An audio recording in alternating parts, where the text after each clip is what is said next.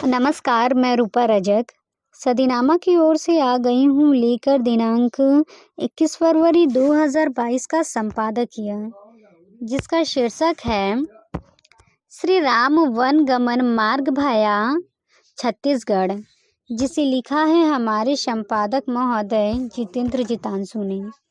अब छत्तीसगढ़ के राज्य के बारे में हम कहें तो क्या कहें। छत्तीसगढ़ राज्य के निर्माण में यूं तो कईयों का योगदान रहा, परंतु भारतीय जनता पार्टी का महत्वपूर्ण योगदान रहा। पर आज यहाँ कांग्रेस की सरकार है, जिसकी राजधानी रायपुर है। रायपुर में उसकी मुलाकात डॉक्टर हेमू जादू से हुआ। उन्होंने एक संस्था बनाई है, राम वन गमन शोध संस्थान, और उन्होंने इसका नक्शा भी बनाया। इसी नक्शे के आधार पर राज्य सरकार ने राम वन गमन मार्ग भी विकसित किए। और आगे जानते हैं इस संबंध में क्या कहते हैं हमारे संपादक महोदय। छत्तीसगढ़ राज्य के निर्माण में भारतीय जनता पार्टी का महत्वपूर्ण योगदान रहा और कुछ दिन तक भाजपा यहाँ शासन में थी। आज यहाँ कांग्रेस की सरकार है और इसकी राजधानी रायपुर है। रायपुर की राजधानी में बूढ़ा तालाब के पास मुलाकात हुई डॉक्टर हेमू जादू से। उन्होंने एक संस्था बनाई है, राम वन गमन शोध संस्थान छत्तीसगढ़ रायपुर। उनसे बातचीत के बाद जो परिणाम उभर कर सामने आई है वह है कि अयोध्या से चलकर चित्रकूट से गुजरते हुए राम छत्तीसगढ़ में प्रवेश करते हैं, छत्तीसगढ़ से होते हुए दक्षिण की ओर ले जाते हैं। इसका पूरा नक्शा उन्होंने बनाया है। इसी नक्शे के आधार पर राज्य सरकार भी राम वन गमन मार्ग विकसित कर रही है।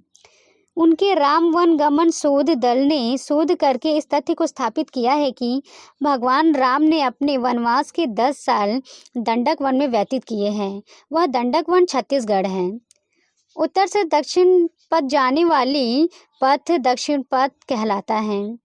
दक्षिणा पथ में अधिकांश नदियां थीं। वन गमन मार्ग दुर्गम होने के कारण राम ने ज्यादातर यात्रा जल मार्ग से की। इन नदियों के तट से ही संस्कृतियों का उद्भव और जनजीवन विकसित हुआ। श्री रामचंद्र के आगमन की स्मृति में नदी तट पर स्थापित अनेक सांस्कृतिक स्थल का मंदिर और मठ इसकी पुष्टि करते हैं। वाल्मीकि रामायण के अनुसार वनवास जाते समय चित्रकूट में राम भरत मिलाप हुआ था। यहाँ से आत्रेय आश्रम पहुंचकर वे दंडक वन में प्रवेश करते हैं। गंगा के कछार से शुरू होती है। यहाँ से श्रृंगी का आश्रम, सुतीक्षण ऋषि का आश्रम एवं अगस्त ऋषि से भेंट कर गंगा नदी में सोन नदी के तट पर पहुंचे थे।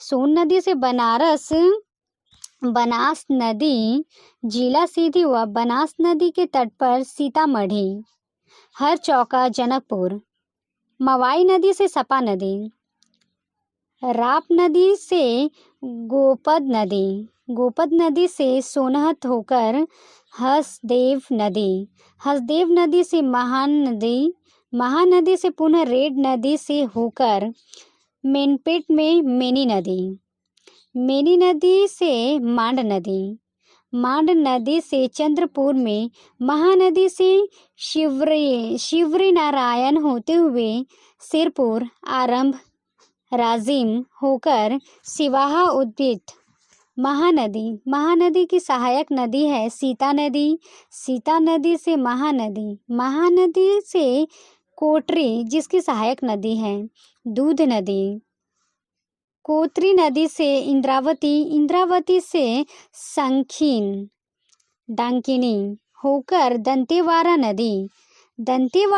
से कांकेर नदी से तीरथगढ़, कुटुमसर होकर राम तट पहुँचे।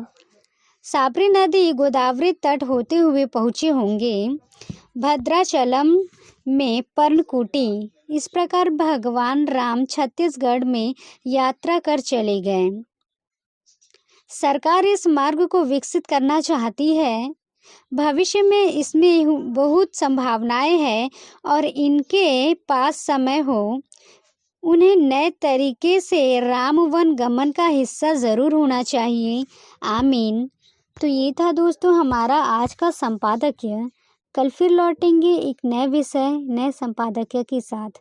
तब तक के लिए नमस्कार।